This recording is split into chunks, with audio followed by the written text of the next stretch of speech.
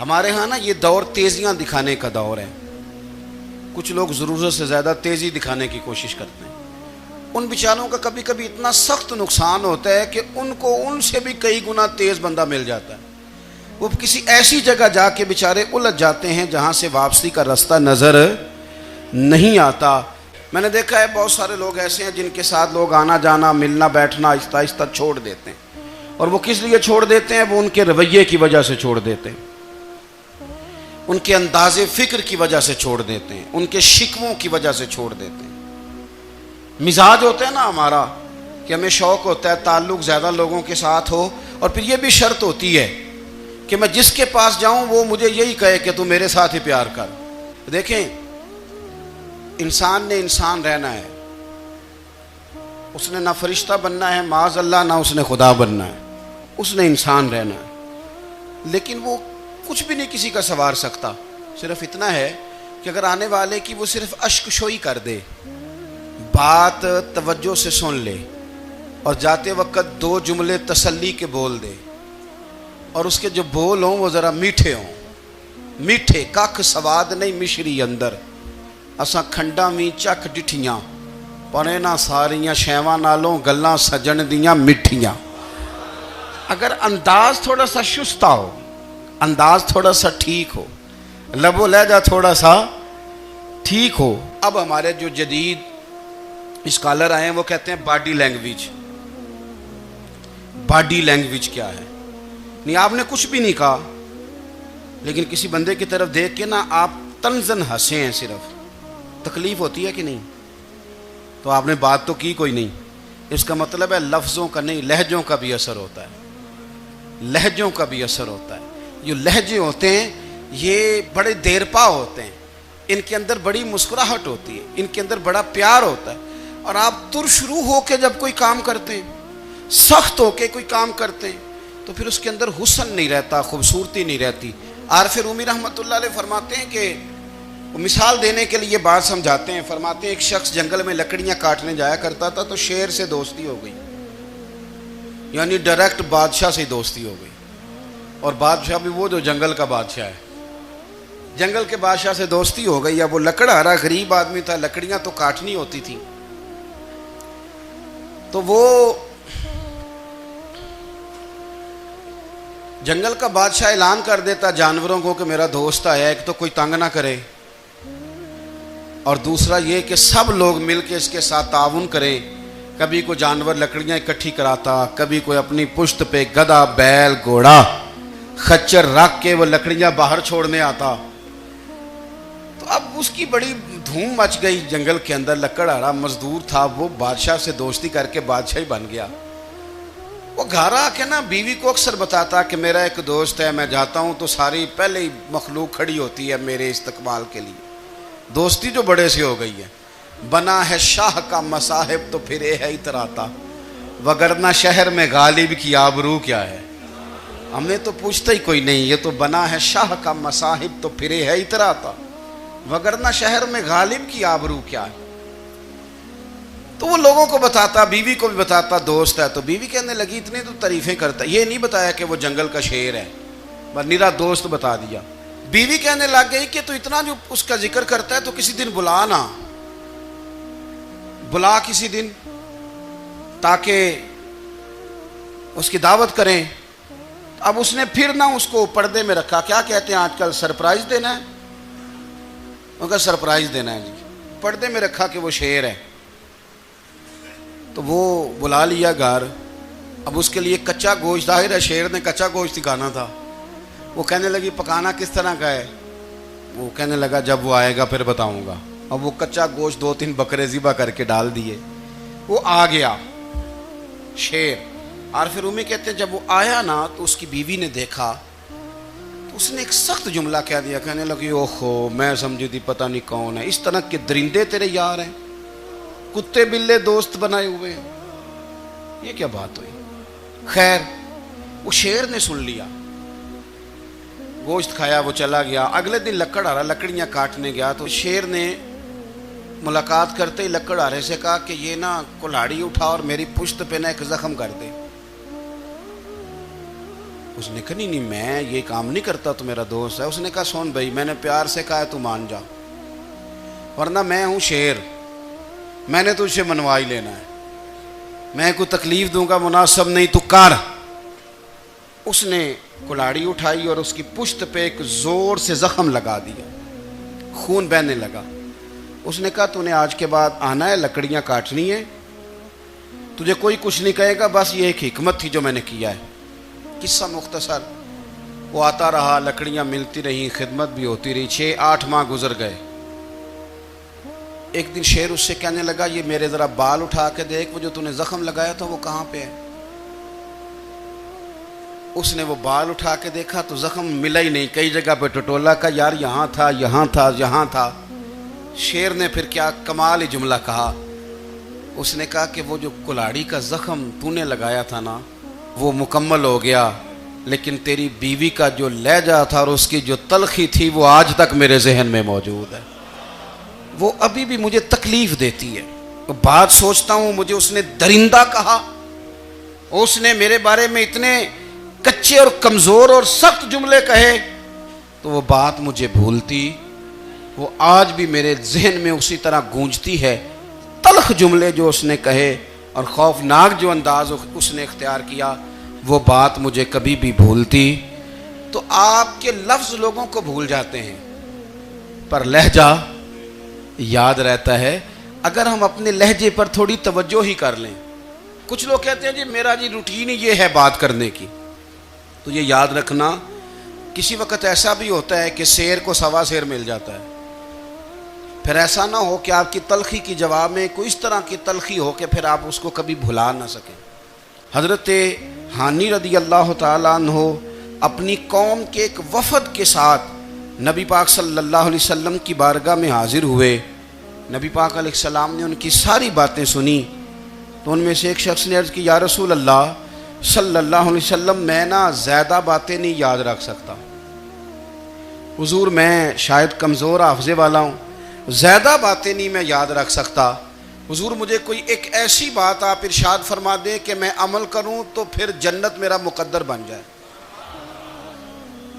میں چاہتا ہوں کہ مجھے کچھ ایسا مل جائے کہ میں اسی پر عمل، وہ کہا تھا نا درویش نے کہ علم و بس کری ہو یار، کیونکہ ایک کوئی حرف تینوں درکار، تو مجھے کوئی ایسی چیز مل جائے کہ وہ پھر جنت میرا مقدر بنے۔ تو حضور نے فرمایا 3 کام کرنا، ایک تو گفتگو جب بھی کرنا اچھی کرنا، تمہارا لب و لہجہ تمہاری گفتگو میں کبھی کوئی کمزوری نہ آئے، گفتگو اچھی کرنا، اچھی گفتگو۔ اور دوسرا حضور نے فرمایا سلام کو عام کرنا، اور تیسرا فرمایا لوگوں کو کھانا کھلانے میں رغبت پیدا کرنا۔ یہ کام کر، پھر اللہ تبارک و تعالیٰ تیرے مقدر میں جنت کو شامل فرما دے گا۔ تو میرے عزیز، آپ اس بات کو سمجھیں کہ ہمارے اخلاقی رویے، ہمارا کردار، ہمارا لب و لہجہ، ہم نا ڈنڈے کے زور پر حکومت قائم کرنا چاہتے ہیں۔ آپ کو پتہ ہے بہت سارے ملکوں میں دین گیا اور پھر اللہ تعالیٰ معاف کرے بعض جگہ پہ دینی اقدار کو، دینی لوگوں کو زوال بھی آیا۔ بر صغیر پاک و ہند میں دین آیا لیکن اللہ کے فضل سے زوال نہیں آیا اور کبھی آئے گا بھی نہیں، کبھی آئے گا بھی نہیں۔ وہ جو ہم پہ بڑا اعتراض کرتے ہیں نا ہمارے معاملات پہ اور بڑے بڑے فتوے دیتے ہیں، یہ بات وہ بھی کہتے ہیں کہ ان کے دلوں میں عشق رسول کی شمع بہت زیادہ فیروزہ ہیں، یہ بیگانے بھی مانتے ہیں۔ کیوں بھلا؟ اس کی وجہ سمجھیں، ہمیں جو دین پڑھایا ہے وہ صوفیاء نے پڑھایا ہے، اور صوفی جو دین پڑھاتا ہے نا اس کا لب و لہجہ میٹھا بڑا ہوتا ہے، اس کے لب و لہجے میں اخلاص بڑا ہوتا ہے، اس کے لب و لہجے میں للہیت بڑی ہوتی ہے، تلخی نہیں ہوتی۔ تو وہ دین پڑھاتے نہیں، وہ گھول کے پلا ہی دیتے ہیں۔ انہوں نے نا لوگوں سے پیار ڈالا، لوگوں کی ان کے ساتھ محبت ہو گئی، پیار ہو گیا، پھر انہوں نے میٹھے انداز میں لوگوں کو دین سمجھایا، ان کو اچھے طریقے سے اچھے لب و لہجے میں دین کی اور خیر کی باتیں ان تک پہنچائیں۔ اس کا فائدہ یہ ہوا میرے عزیز کہ لوگوں کی روحوں تک دین اتر گیا ہے۔ ہمارے وہ بچے جن کی عمریں ابھی بالکل چھوٹی ہوتی ہیں، 4 سال 5 سال کی، وہ بھی رسول پاک کا نام لیتے ہیں تو بڑے وجد کے عالم میں لیتے ہیں کیوں؟ اس لیے کہ ہمارے بزرگوں نے ہمیں اچھے طریقے سے، اس لیے نبی پاک صلی اللہ تعالیٰ علیہ وسلم نے فرمایا کہ حسن اخلاق والا آدمی اپنے اخلاق کی بنیاد پر نفلی روزہ رکھنے والوں اور رات کو قیام کرنے والوں سے زیادہ فضیلت حاصل کر لیتا ہے، اس لیے کہ اس کا اخلاق، اس کا لب و لہجہ، اس کا انداز، اس کی گفتگو، وہ جو گفتگو اس کی ہوتی ہے وہ اتنی میٹھی ہوتی ہے کہ لوگوں کے دل نہیں ٹوٹتے، بلکہ بعض اوقات اس کی گفتگو کی وجہ سے جو غم زدہ آدمی ہوتا ہے اسے سکون مل جاتا ہے۔ تو اگر آپ بات کریں اور اس میں تھوڑی سی مٹھاس پیدا کر لیں، آپ تھوڑی سی بات میں نا مٹھاس، میرے ایک کلاس فیلو ہیں تو وہ تقریر کر رہے تھے اور میں سن رہا تھا، تو مجھے بعد میں کہنے لگے آپ تبصرہ کریں میں نے کیسی تقریر کی ہے۔ یہ ہوتا ہے نا جی، بعض اوقات دوست بیٹھتے ہیں بے تکلف تو کئی دفعہ کچھ باتیں ایسی ایک دوسرے کے ساتھ کرتے ہیں، تو مجھے کہنے لگے آپ بتائیں کہ میں بات کر رہا تھا تو کیسی تھی؟ تو میں نے کہا جب آپ بات کر رہے تھے تو میں ڈر رہا تھا، مجھے لگ رہا تھا کہیں آپ لڑ نہ پڑیں۔ بھئی آپ اطمینان سے بات کریں، آپ تسلی سے بات کریں، آپ خندہ پیشانی کے ساتھ بات کریں۔ میرے نبی پاک صلی اللہ تعالیٰ علیہ وسلم نے فرمایا، مسلم شریف کی حدیث ہے، حضور فرماتے ہیں نیکی کو کبھی چھوٹا نہیں سمجھنا، نیکی کو حقیر نہیں سمجھنا، کچھ نہ ہو سکے تو اپنے بھائی سے مسکرا کے بات ہی کر لیا کرو، بات کرو تو تمہارے لہجے میں ترش روئی نہ ہو۔ بعض اوقات آپ تلخ بات کرتے ہیں، آپ کا لہجہ تلخ ہوتا ہے تو آپ کی صحیح بات بھی قبول نہیں کی جاتی، لیکن اگر آپ کے لہجے میں مسکراہٹ ہو، آپ کے لہجے کے اندر خوبصورتی ہو، تو آپ کے اپنے بھی، آپ کے بیگانے بھی، سب کے سب آپ کی بات کو تسلی کے ساتھ سمجھنا وہ گوارا کریں گے۔ اسی طریقے سے ہمارا دل کرتا ہے کہ لوگ ہماری بات سنیں، ہمارے گرویدہ ہوں، ہم جو پیغام دینا چاہتے ہیں وہ پیغام لوگ اچھے طریقے سے قبول کریں، اس پر لوگوں کی توجہ زیادہ ہو، یہ ہمارا شوق ہوتا ہے۔ اور دنیا میں اب تو فیمس ہونے کا شوق بڑا بڑھ گیا ہے، اب بڑا بڑھ گیا ہے۔ اب تو لوگوں کو نا شاید لوگ مقبولیت اسی کا نام لیتے ہیں کہ میرے اتنے لائکس ہیں، اتنے فالور ہیں، اتنے سارے لوگ ہیں تو شاید میں بڑا مقبول ہوں۔ یاد رکھنا، قابلیت سے زیادہ قبولیت ضروری ہوتی ہے۔ فالور کیا کریں گے اگر رب بھی راضی نہ ہوا تو؟ لائکس کیا کریں گے؟ اگر تو قبول ہو جائے تو پھر چلو کسی لائکس کا بھی فائدہ ہے، کسی فالور کا بھی، اور اگر قبول نہ ہو تو پھر کوئی فائدہ، جنوں پریتم اپنا آنکھ ہی نہ وہ اجے سہاگن ہو ہی نہیں، تو جب وہ قبول کر لے پھر تو بڑی بات ہے، اور اگر قبولیت نہ ہو تو پھر بڑے بڑے مجمع بھی کوئی فائدہ نہیں دیتے۔ ہماری خواہش ہوتی ہے کہ لوگ ہمیں جانیں، لوگ ہمیں پہچانیں، ہمارا بڑا نام ہو، ہمارا بڑا ذکر ہو، ہمارے بڑے تذکرے ہوں۔ تو میرے نبی پاک صلی اللہ تعالیٰ علیہ وسلم نے ارشاد فرمایا، حضرت ابو ہریرہ رضی اللہ تعالیٰ عنہ روایت کرتے ہیں، حضور فرمانے لگے، تم مال کے ذریعے لوگوں کو اپنا گرویدہ نہیں بنا سکتے، پیسے دے کے لوگوں کو پیچھے نہیں لگا سکتے۔ کتنے کو دو گے؟ دیکھیں نا، پیسوں سے تو بندے کا لالچ شروع ہو جاتا ہے، ایک دفعہ دیں، پھر دوسری دفعہ دیں، پھر تیسری دفعہ دیں، روز دیں گے تو بندہ راضی ہوگا، اور اگر آپ نے 99 دفعہ دیا، ایک دفعہ نہیں دیا تو وہ ناراض ہو جاتا ہے، تو کتنا کو لالچ پورا کریں گے؟ تو حبیب پاک علیہ الصلوۃ والسلام فرمانے لگے، تم پیسے دے کے لوگوں کو اپنا گرویدہ نہیں کر سکتے، ہاں خندہ پیشانی سے، حسن اخلاق سے ملو گے تو لوگ تمہارے گرویدہ ہو جائیں گے۔ تمہارا اخلاق، تمہاری خندہ پیشانی، تمہارا اچھا کردار، یہ لوگوں کو گرویدہ کر سکتا ہے۔ مال و دولت سے لوگ گرویدہ نہیں ہوتے۔ تو ہمارا وہ جو روزمرہ کا لوگوں کے ساتھ تعلق ہے، لب و لہجہ ہے۔ ایک صاحب مجھ سے کہنے لگے کہ یہ میں محفل کراتا ہوں، آپ بھی تشریف لائیں، اور میں 20 علماء کو بلا چکا ہوں، اور بڑے بڑے نامور نام انہوں نے میرے سامنے لیے۔ میں نے ان سے پوچھا کہ جو نام آپ نے لیے ہیں اور آپ کی تصویریں بھی ساتھ ہیں، میں الحمدللہ تسلیم کر گیا ہوں آپ کی بات کو، لیکن سوال میرا یہ تھا کہ کیا آپ نماز بھی پڑھتے ہیں؟ 21 उलमा को आपने बुलाया या 20 को बुलाया और बड़े बड़ों को बुलाया और मुझे भी आप दावत पेश कर रहे हैं, तो नमाजी भी आप हैं, नमाजी भी हैं। कहने लगे आप दुआ करें मैं नमाज पढ़ना शुरू कर दूं। मैंने उनसे कहा खुदा के बंदे, अब अगर तू किसी और को बताएगा कि 20 इतने इतने बड़े लोगों से मेरा ताल्लुक कर, पढ़ता मैं नमाज भी नहीं, तो लोग क्या सोचेंगे कि 21 मौलवी मिल के भी एक बंदे को नमाजी नहीं बना सके। तो आप अपने लबो लहजे से सिर्फ बातों से गर्विदा किसी को कर लेंगे। आप ये देखें कि अखलाक किस तरह का है, लहजा किस तरह का है, आपके बात करने का अंदाज कितना हसीन है, उस लफ्ज़ के अंदर हुस्न कितना ज़्यादा है। नबी पाक सल्लल्लाहु अलैहि वसल्लम भी तबलीग फरमाते, हम भी तबलीग करते हैं। मैं और आप जब तबलीग करते हैं तो उस तबलीग के अंदर शिकवा होता है और तनकीद होती है, और बाज़ जगह मैंने ये भी देखा है कि तंज होता है, तंज। हम दूसरे को दे दीन की दावत रहे हैं, लेकिन हमारे लबो लहजे से तंज और तुशरुई छलकती है। तू दौलत के पीछे लग गया है, तू बिल्कुल जाहिल है, तू बिल्कुल, तेरे खानदान में से भी कोई नहीं इधर आता। आप तंज कर रहे हैं, आप दावत दीन नहीं दे रहे।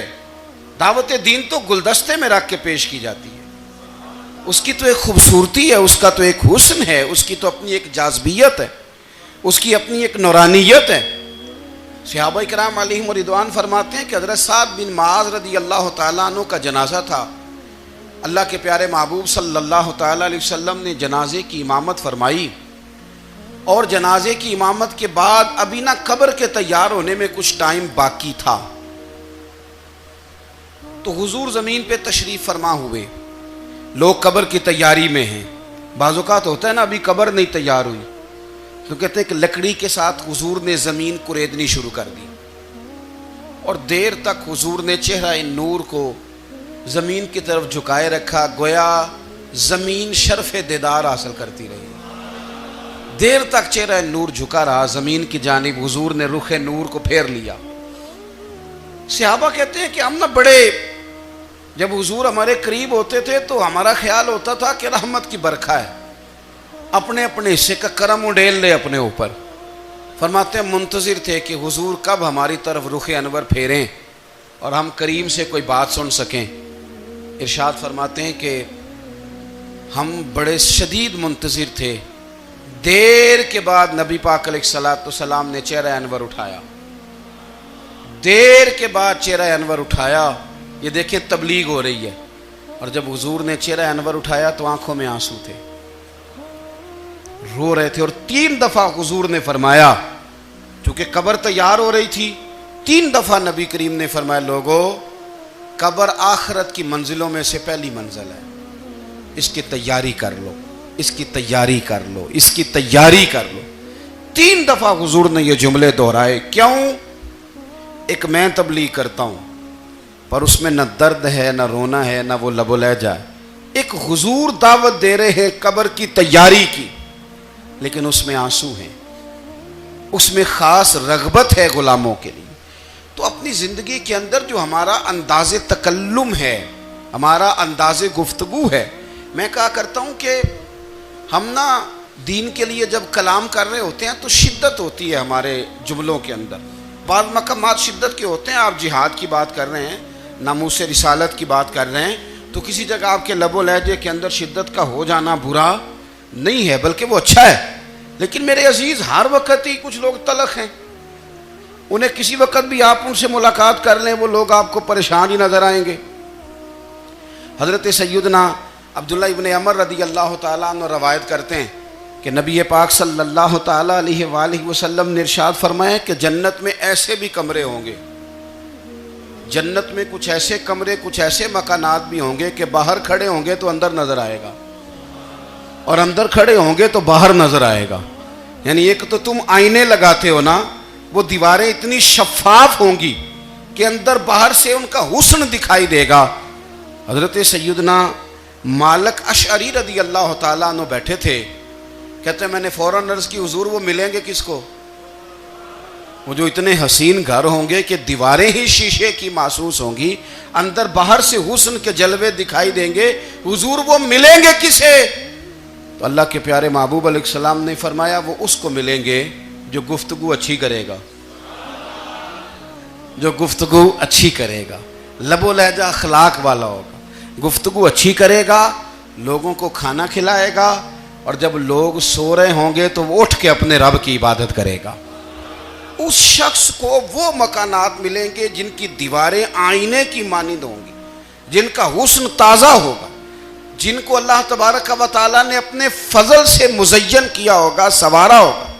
ہم اگر تھوڑی سی توجہ کریں نا، کئی دفعہ وقت گزر جاتا ہے، لہجہ نہیں بھولتا، لہجہ یاد رہتا ہے۔ آپ تو 2 منٹ کے لیے غصے میں تھے نا، تو آپ نے کوئی بات کر دی کسی غریب کو، کسی شخص کو، آپ غصے میں تھے، آپ نے کہہ دیا، اس بیچارے نے سن لیا، لیکن وہ باتیں اسے سونے نہیں دیتی، بار بار یاد آتی۔ کوئی آپ کے ساتھ تلخ کلام کر دے نا، کبھی تلخ گفتگو کر دے، بندہ جب سامنے آتا ہے وہ باتیں یاد آ جاتی ہیں، تکلیف ہوتی ہے، اور وقت گزر جاتا ہے۔ لڑائیاں ہمیشہ چل نہیں سکتی۔ لڑائی کتنی دیر کی ہوتی ہے؟ 1 دن کی، 2 دن کی۔ قتل بھی ہوں تو اگر قاتل کو پھانسی بھی ہو جائے تو پھانسی کے بعد بالآخر لڑائی تو ختم ہو ہی گئی نا۔ لڑائی ہمیشہ چلتی، تلخی ہمیشہ چل سکتی نہیں۔ تلخی روٹین میں چلنے والا سکہ، کوئی سکے روٹین میں چلتے وقتی ہوتے، یہ جو غصے کا لب و لہجہ ہے، تلخی کا سکہ، یہ بھائی روٹین میں نہیں چلتا، اس نے ایک نہ ایک دن ختم ہو جانا ہے۔ روٹین میں پیار ہی چلتا ہے۔ حضرت جابر ابن عبداللہ کہتے ہیں حضور پہلے دن مدینہ منورہ آئے، میں زیارت کے لیے گیا تو میں نے مسکراتے دیکھا۔ 10 سال میں دیدار کرتا رہا، اور وصال سے چند دن پہلے بھی میں نے زیارت کی تو مدینے والے محبوب کو مسکراتے ہوئے ہی دیکھا ہے۔ یہ جو آپ کا لب و لہجہ ہے نا، اخلاق والا، حسن والا، مسکرانے والا، یہ لب و لہجہ نا ذرا لمبا چلتا ہے، یہ روٹین ہے، یہ روز چلے گا۔ یہ سکہ وہ ہے جو رائج الوقت رہتا ہے، یہ کبھی بھی ختم ہونے والا یہ خزانہ ہے۔ تو یہ جو آپ کا تلخ لب و لہجہ ہے، یہ روٹین نہیں۔ نبی پاک علیہ السلام کا فرمان سنیں، کلیجہ ٹھنڈا کرتا ہے۔